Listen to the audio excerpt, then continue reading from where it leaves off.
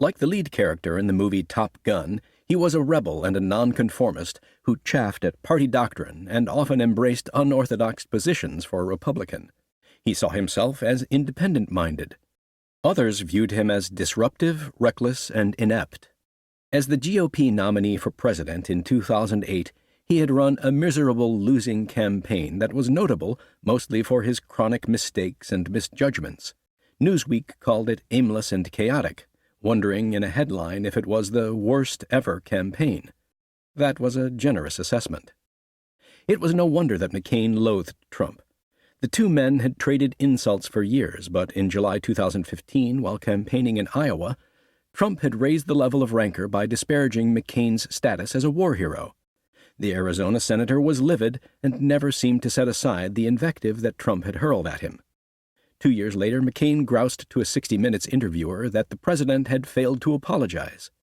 The incident helps explain why the senator may have been more than eager to seek retribution when the opportunity presented itself immediately after the presidential election in November 2016.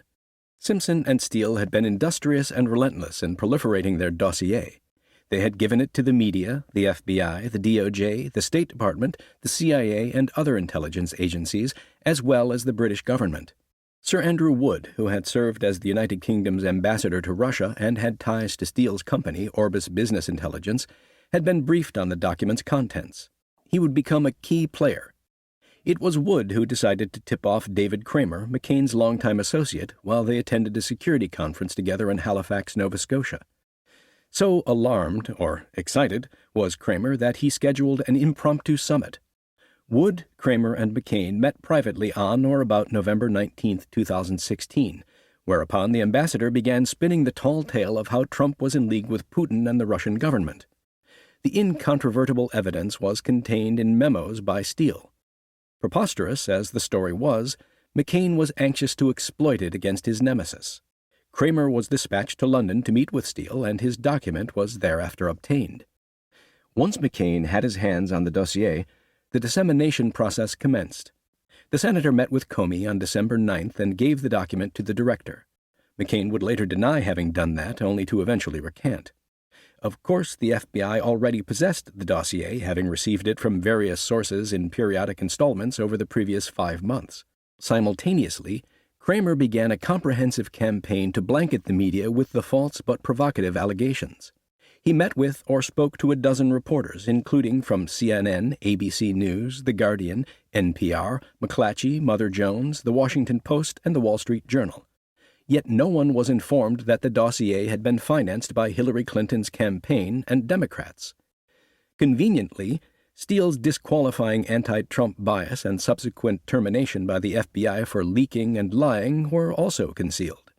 It did not seem to matter to anyone that the document was suspect on its face, as was the motivation of its creators, Simpson and Steele. It was all conveniently overlooked, or studiously buried. McCain's role was necessary and vital. By virtue of his senior status as a U.S. Senator and a Republican to boot, he lent the document the kind of credibility and stature that Simpson and Steele had long craved. The Democratic origins of the dossier could be obscured if a respected official from the same party as Trump stamped it with a hearty endorsement. It had to be taken seriously, they reasoned, since it was now countenanced by the esteemed John McCain. The senator's abiding antipathy toward the new president was dexterously overlooked or forgiven. Among the journalists to whom Kramer delivered the dossier was Ken Bensinger, a reporter for BuzzFeed News.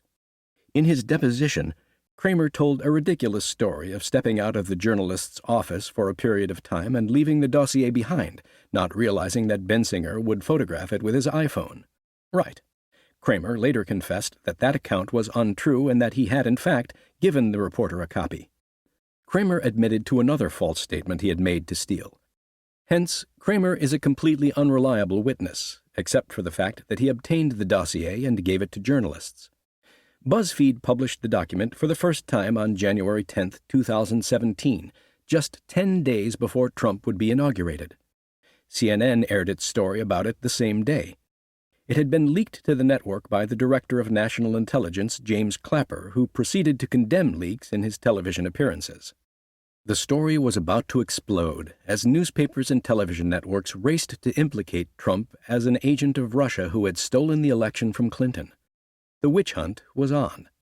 It would encumber his presidency from the outset, impair his ability to govern, and torment him with false accusations for the next 2 years. Congress would investigate and harass. Comey's FBI would scrutinize his every action. A special counsel would pick up the baton and launch an unwarranted probe laden with unfairness. And the mainstream media would convict Trump in the court of public opinion on an almost daily basis. Treason would be the stated and unstated truncheon that would haunt the president until the day Robert Mueller would reveal that there was no evidence of a collusion conspiracy. It is nearly impossible to conceive how two nefarious people, Steele and Simpson, could hold a nation and a presidency hostage for more than 2 long years over nothing more than a conjured hoax. They had assistance, to be sure. Funding by Clinton's campaign and Democrats nourished the con. Unscrupulous officials at the FBI and DOJ drove it to excess, abusing their powers and defiling the rule of law. Journalists became witting and fervent partners throughout the witch hunt. They never flagged in their devotion to destroy Trump and undo his election. No, the dossier was never mostly true. One of the most prominent and enduring falsehoods promoted by the mainstream media in their collusion narrative was that the dossier was mostly true. That was a constant refrain for more than 2 years. It was a clever sleight of hand by journalists who became deeply invested in the story that Trump had conspired with Russia to unduly influence the presidential election. It turned out that the only portions of the dossier that were true were not at all related to Trump campaign collusion, but gleaned from readily available records and public reporting. The parts alleging a Trump-Russia conspiracy were false, yet the media could never admit that they'd been played. They yearned for the dossier to be true in all respects, so they kept repeating the mostly true mantra in print and on television, as if saying it was so somehow made it so. BuzzFeed, which was the first to print Steele's memos in their entirety in January 2017, was especially committed to justifying what it had done. The website was severely criticized for publishing the outlandish allegations that had not been verified. Nearly 2 years later, in December 2018, BuzzFeed's editor-in-chief, Ben Smith, gave an interview to Vanity Fair. The magazine shrewdly cherry-picked one of Smith's isolated remarks and adopted it for the article's bold headline. The broad outline of what Steele was writing is unquestionably true. However, if you dig through both the story and the attached transcribed interview, that brief declaration by Smith is the only comment he made about the purported veracity of the dossier. He offered nothing more. He furnished no explanation of what was unquestionably true and provided no evidence to back up his assertion.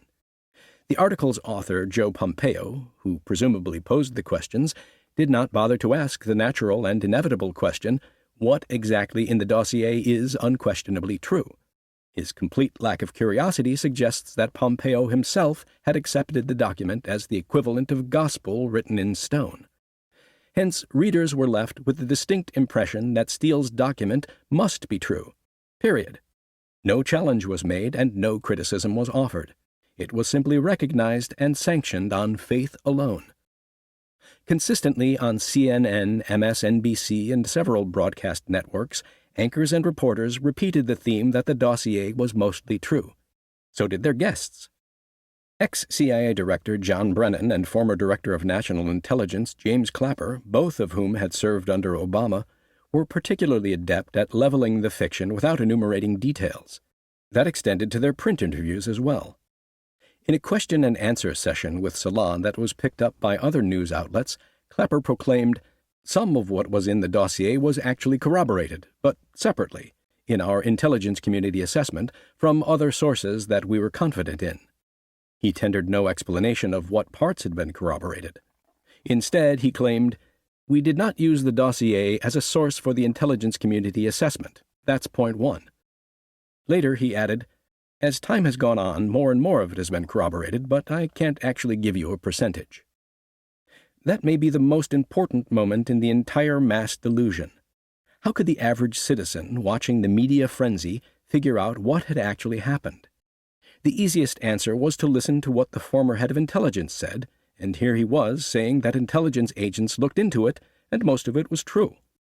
If Trump had personally coordinated with KGB hackers to break into voting machines, that was what you would have expected Clapper to say. Clapper's contention that the dossier was never used as part of the Intelligence Community Assessment, or ICA, report issued in January 2019 was repeated by Brennan when he told Congress, under oath, that the document was not in any way used as the basis for the intelligence community's assessment that Moscow had interfered in the election for the benefit of Trump. However, Brennan and Clapper were spinning a deception. A prominent colleague contradicted them and produced documents as proof that they were not telling the truth. In a classified letter to Congress, National Security Agency Director Michael Rogers disclosed that the uncorroborated document did factor into the ICA report. Rogers confirmed to the chairman of the House Intelligence Committee that a summary of Steele's document had even been added as an appendix to a draft version of the ICA that had contributed to its final analysis. Having been caught in a falsehood, Clapper then repudiated his earlier statement by telling CNN that some of the dossier had been used for the intelligence assessment report. Was Clapper lying in his first statement or his second statement? Brennan continued to deny all of it, the contrary evidence notwithstanding. None of that seemed to concern CNN. The network hired Clapper as a national security analyst. His pal Brennan was retained as a paid intelligence analyst for MSNBC and NBC News. The two super spooks launched an all-out attack on Trump, exploiting their new television platforms to advance the toxic fiction that the president was a secret Russian asset who had colluded with Putin. It didn't matter to CNN that a House Intelligence Committee report determined that it had been Clapper who had leaked news of the phony dossier to the network before Trump had ever taken office. At first, Clapper lied during his private testimony with congressional investigators by flatly denying the leak. He eventually confessed to the committee that he had told CNN host Jake Tapper about the dossier in early January 2016. Ironically, Clapper persisted in publicly condemning the leaking of information while he covertly leaked to other news organizations beyond CNN. The network didn't care about its new hire's culpability or the false and sleazy document he had propagated. It happily collected a prestigious award for its Clapper-fed report on what turned out to be a non-existent conspiracy with Moscow. Nor did it matter to NBC-MSNBC that Brennan had been the instrumental instigator of the Russian hoax and had delivered less than honest testimony before Congress on numerous subjects. He was allowed to use its TV pulpit to condemn Trump with every appearance and freely accuse the president of a death penalty offense, treason. The humiliating level of media malpractice in the age of Trump will be explored in depth in a later chapter of this book. The persistent fairy tale that the dossier was mostly true is one of the more confounding aspects of the entire Trump-Russia faux scandal. The media, as well as Democrats, routinely pointed to select parts of Steele's memos as justification for their assertion. An example of this is a January 2019 online story by CNN, published 2 months before the special counsel ended its probe, which told its readers and viewers that many of the allegations that form the bulk of the intelligence memos have held up over time or have proven to be at least partially true.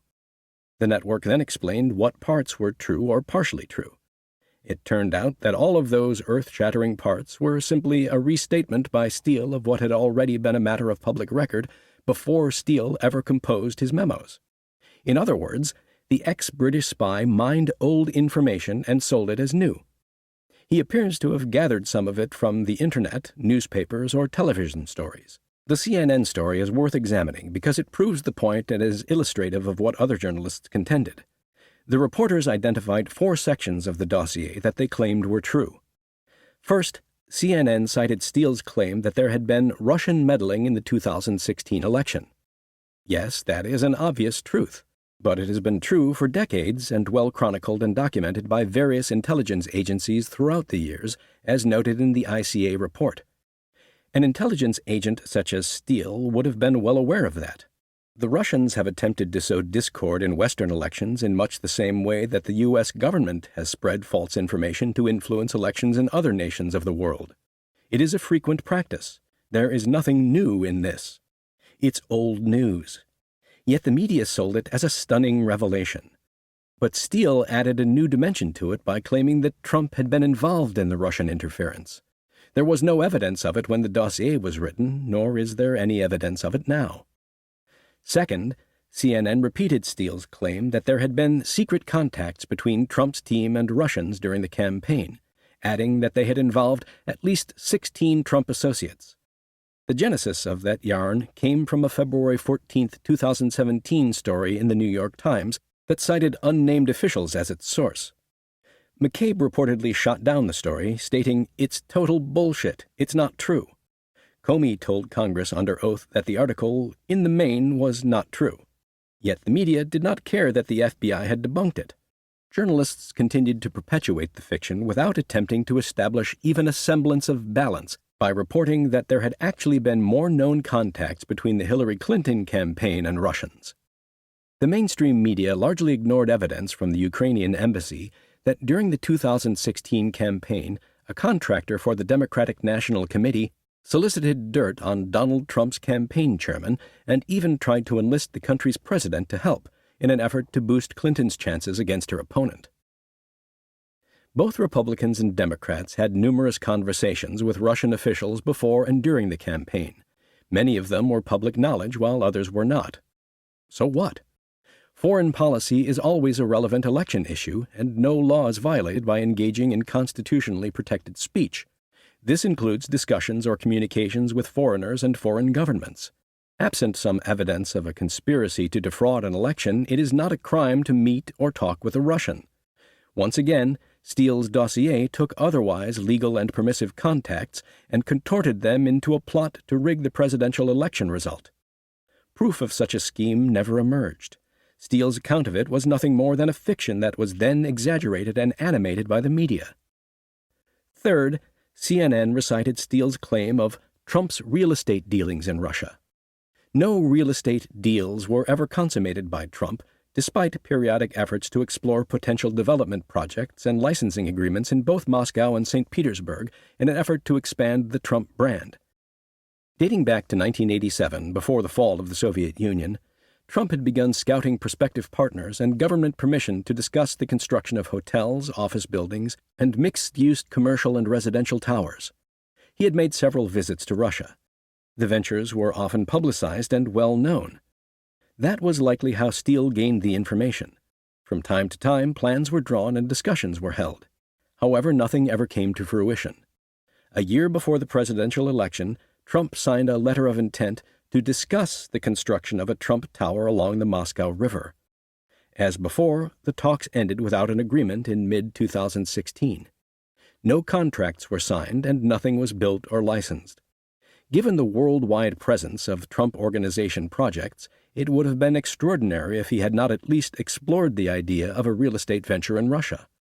Simply put, there was nothing illegal or nefarious in a real estate developer seeking developments in real estate. But the media ran with it as evidence of collusion. Finally, CNN regurgitated Steele's claim that retired Army General Michael Flynn, who later became an advisor to Trump, had traveled to Moscow in December 2015 to deliver a paid speech to a state-run news organization called Russia Today, or RT. That was most certainly true. A businessman and private citizen at the time who was entitled to earn an income, Flynn nevertheless met with Pentagon officials before the speech to make them aware of his upcoming visit, and he debriefed them upon his return. But Flynn was not alone in his sojourn to Russia. Jill Stein, who became the 2016 Green Party presidential nominee, also attended the dinner. They were both seated at a table with Putin. Photographs were taken, and the event received some publicity. Steele seems to have incorporated that public information into his dossier and contorted it into some kind of an odious criminal enterprise. It was not. The only truthful information in Steele's dossier was derived from pre-existing and inconsequential public information that could easily have been obtained by almost anyone. Moreover, none of the so-called truths implicated Trump or his campaign in wrongdoing or a grand conspiracy to steal the presidential election. Yet the media gave sustenance to Steele's document by misrepresenting that it was mostly true. They implied that collusion must be true because non-collusion statements were true. Steele had been clever. He had carefully woven a handful of true statements into his many untruthful memos. In the alternative, he had been spoon-fed a combination of lies and truths by sources in Moscow. This is a typical tactic employed by Russian intelligence operatives in covert actions. By mixing truths with untruths, it encourages you to believe the falsehoods, according to Daniel Hoffman, a former CIA station chief. Had journalists been honest and forthright, they would have said, "None of the collusion allegations in the Steele dossier has been corroborated or proven true." That they did not do. The media practice of vouching for the credibility of Steele's dossier continued up through and including the day Attorney General William Barr revealed the special counsel's investigation did not find that the Trump campaign or anyone associated with it conspired or coordinated with Russia in its efforts to influence the 2016 U.S. presidential election. Suddenly, journalists stopped arguing that the dossier was mostly true. They pretended that the collusion narrative driven by Steele's document had never happened and that they had never been complicit in advancing its many false stories. Those in the U.S. intelligence community who had been the chief proponents of the dossier suddenly became deathly allergic to it. In his tiresome book, the tired James Clapper dismissed it as a collection of 17 pseudo-intelligence reports created by a private company, which I first learned about from John Brennan. Then why did Clapper leak it to the media in January 2017? Is he now blaming Brennan? Is he trying to erase or redact his own role in peddling a phony document that created a national nightmare? The answer is yes. For his part, Brennan now pretends he knew all along that the dossier was inauthentic. Yet for more than 2 years he championed the document as evidence of Trump-Russia collusion and accused the president of treason. He even insisted that the dossier be included in the classified intelligence community report on Russian interference. Then came the special counsel report. In a Jekyll-Hyde transformation, the sheepish Brennan conceded, "I don't know if I received bad information, but I think I suspected there was more than there actually was." That's quite a metamorphosis for a guy who had enthusiastically endorsed the dossier and who had been quoted as saying that it was in line with his own CIA sources, in which he had great confidence. Really? What sources? Steele and Simpson? Clinton? And then there is James Comey. He did not hesitate to exploit the dossier to fuel the launch of the Trump-Russia investigation. He later admitted to the President and Congress that he had known it was unverified. But that had not stopped him from representing to a court that it had been verified in order to obtain a warrant to spy on the campaign. This will be explored at length in the next chapter. Former federal prosecutor Andrew McCarthy observed that none of that prevented Trump's enemies from making the document, funded by the Clinton campaign and Democrats, the centerpiece of their drive to frame him. By any objective measure, Steele's dossier is a shoddy piece of work. Its stories are preposterous: the P-tape, the grandiose Trump-Russia espionage conspiracy, the closely coordinating Trump emissaries who turned out not even to know each other, the trips and meetings that never happened, the hub of conspiratorial activity that did not actually exist. The collusion narrative was a conspiracy in and of itself, fabricated as a political instrument and then weaponized by unscrupulous government officials. Attorney General William Barr likened their actions to those of the ancient Praetorian Guard, an elite unit established to protect Roman emperors, but that instead often plotted to overthrow them. Republics have fallen because of Praetorian Guard mentality, where government officials get very arrogant. They identify the national interest with their own political preferences, and they feel that anyone who has a different opinion, is somehow an enemy of the state. And, there is that tendency that they know better. That can easily translate into essentially supervening the will of the majority and getting your own way as a government official.